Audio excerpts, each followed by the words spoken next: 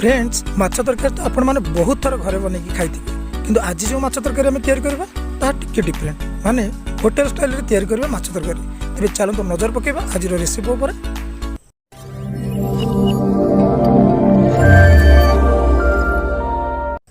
आज रेसिपी मुझे 500 ग्राम रोही माछ नहीं एथेर अल्प लुण हलदी मिसई एक भल भाव गोल नहीं एवं चलते एक भल भाव भाजी नब।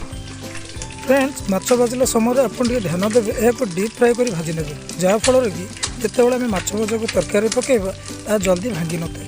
तेज ये कौन सामग्री दरकार प्रथम चलते जान ना। ये मुझे 3टी मीडियम साइजर पिज नहीं 1 इंच खंड अदा नहीं 15-20 रसुण कली नहीं हाफ चामच नहीं मगज गोटे चामच गोटा धनिया नहीं हाफ चामच गोटा जीरा नहीं पुस्तक ये हाफ चामच नहीं खंडे डालचिनी 2टी छोट गुजराती नहीं। ये सबको आम प्रथम भाजी न। फ्रेंड्स जितेबाला आपने मसला को भाजी ने से जब आप गैस भाजुंट एकदम लो मीडियम भाजबे जहाँफल कि आम मसला बिल्कुल भी जड़ब ना। तो फ्रेंड्स ये देखो मसलाटी आम धीरे धीरे हो आम गोटे जगह काढ़ी ना और यार गोटे पाउडर तैयारी कर। तो फ्रेंड्स अब से कड़े में मुझे 2-3 चामच पाखापाखि सोरिष तेल आड करुच्ची। आपन चले रिफाइन तेल यूज करेंगे कि सोरिष तेल बहुत भल टेस्ट रही है। एबे से तेल गरम होला से काटिक रखि पियाज को आड कर ब्राउन कलर है पर्यंत भल भाव भाजी नवा। एबे देखो पियाज आम ब्राउन कलर हो आसला। तो फ्रेंड्स ये आम आड कर अदा रसुण पेस्ट आड कलापर यह आम कि समय कषि नवा। मन रखु यह आम संपूर्ण कषा ना आमर ए टमाटो पड़ सारापर यह भल भाव मसला पकईकि भल भाव कषि नवा। तो फ्रेंड्स ये देखो आम 50% कषा हो जाए। आम ए आड करवा टमाटो। तो फ्रेंड्स मुझे गोटे टमाटो को एमती 2 फाड़ कर नहीं काटी नहीं आपण मैंने चाहिए यार पेस्ट तैयारी करेंगे। तो फ्रेंड्स ये टमाटो को एमती किसी समय कषि नवा जहाँफल कि आम टमाटो एमती भल भाव मेल्ट हो। तो देखो ये बढ़िया भाव मेल्ट हो टमाटोटी। तो फ्रेंड्स एबे अल्प किसी पानी मु आड कर जहाँफल कि आम मसलाटी बिल्कुल भी जड़ब ना। तो फ्रेंड्स ये हाफ चामच में हलदी गुंड ये आड कर सहित गोटे चामच ये रेड चिली पाउडर मुझे आड करुच्ची। एबे यही सब मसला को आम किसी समय कषि नवा जहाँफल कि आम मसलाटी भल भाव कषि हो। तो फ्रेंड्स आपने देखिपे ये मसलाटी बहुत बढ़िया कलर नहीं आसी सहित बहुत बढ़िया स्मेल। तो यही समय आम प्रस्तुत करके रखि मसला को आड करवा। तो से मसलार मुझे 2 चामच मसला आड करुच्ची। मसला आड कर सारापर ए अल्प किसी पानी देदेबा। पानी मुझे बारंबार ये दूसरी जहाँफल कि आम मसलाटी बिल्कुल भी जड़बनी।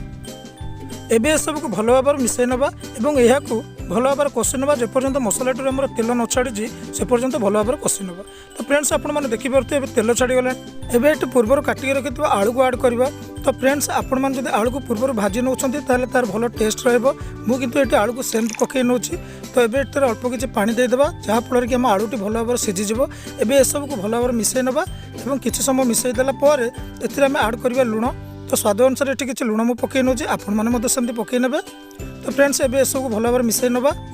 तो फ्रेंड्स एक किसी समय कषि सारापर आपण मैंने देखिपे जो मसला सहित आलू बहुत बढ़िया कलर आसी जाइए। तो ये आम ए कप्रे 2 कप पानी आम ये आड करवा जेहेतु आमर झोल रहा दरकार। फ्रेंड्स आपण मानकर जब झोल कम दरकार तो ताले ये आपण मैंने कम पानी दे पारे।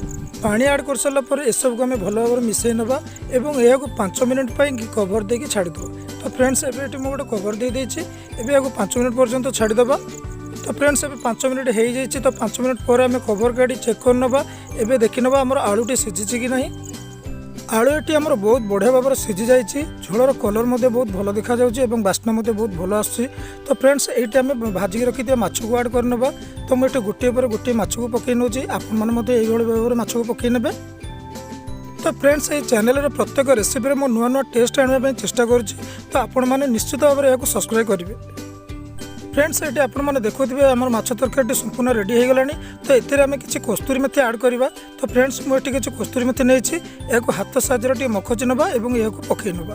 तो फ्रेंड्स आपने कस्तूरी मेथी बदल धनिया पत्र पकड़ चाहिए पकई पारे। 2टा भर जहाँ भी पकड़े गोटे पकड़े। मेथी पत्र पकई सारापर यह आम 2-3 मिनट पर्यंत टे कवर देके छाड़ीदेवा और 2-3 मिनट पर एबे कवर काढ़ा। देखो आम माछ झोलटी संपूर्ण रेडी हो जाइए। बहुत बढ़िया क्वांटिटी झोल रही बहुत बढ़िया टेस्ट लगे। तो फ्रेंड्स जदि आपण मानक भिडियोटी मोर भल लगी तो भिडियोटी लाइक शेयर कमेंट सब्सक्राइब करने को जमा भी भूलिए।